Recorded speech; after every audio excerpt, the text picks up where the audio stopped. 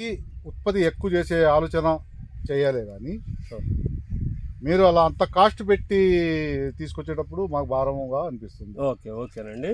ఇప్పుడు మనము కాస్ట్ ఎక్కువ అని చెప్పి మీరు అనుకుంటున్నారు కాబట్టి దాని గురించి ఏంటంటే నేను కొంచెం నాకు తెలిసిన వివరణ మీకు అందజేయడానికి ప్రయత్నిస్తున్నాను. మన మార్కెట్లో ప్రతి ఒక్క ప్రోడక్ట్ ఒకే రేటుకి ఉండదు కదా సార్. సో ప్రతి ఒక్క ఇప్పుడు హ్యూమిక్ అనేది వేరే దగ్గర కూడా అమ్ముతారు. ఆ హ్యూమిక్ ఎలా ఉంటుందంటే కొంచెం తక్కువ కాస్ట్గానే ఉంటుంది. కానీ హ్యూమిక్ యాసిడ్ తక్కువగా ఉండటం కాదండి, మన భూమిలో ఉన్నటువంటి హ్యూమిక్ యాసిడ్ 6% కన్నా తక్కువ ఉండాలి. 6% కన్నా ఎక్కువ ఉంటే 6% కన్నా తక్కువ ఉంటే భూమిలో పిహెచ్ వాల్యూ అని కరెక్ట్గా ఉండదు.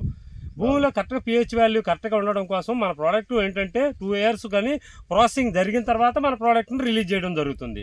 సో మార్కెట్లో మనకు ఉన్నటువంటి ప్రతి ఒక్క ప్రోడక్ట్ కూడా మీకు ఒక సోపు తయారవుతుందంటే ఆ సోపు అన్నీ ఒకే 40 రూపాయలకే ఉండదు కదండి. ఒకటి 60 రూపాయలు ఉంటుంది, ఒకటి 90 రూపాయలు ఉంటుంది, ఒకటి 100 రూపాయల పైన ఉండొచ్చు.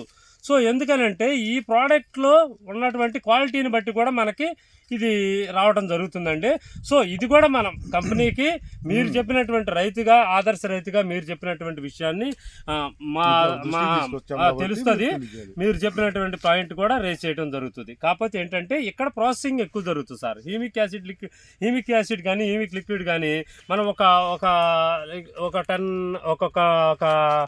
ఒక టన్నేజ్ ప్రకారం తయారు చేయాలంటే, ఒక టన్ను తయారు చేయాలని అంటే మన హ్యూమిక్ తయారు చేయాలని అంటే మనం 2 years పడుతుందండి ఒక టన్ను తయారు చేయాలంటే. అదే బయట నుంచి తయారు చేయాల్సింది అది 1-2 రోజుల్లో తయారు చేస్తారు, కానీ దానిలో అంత క్వాలిటీ ఉండదు.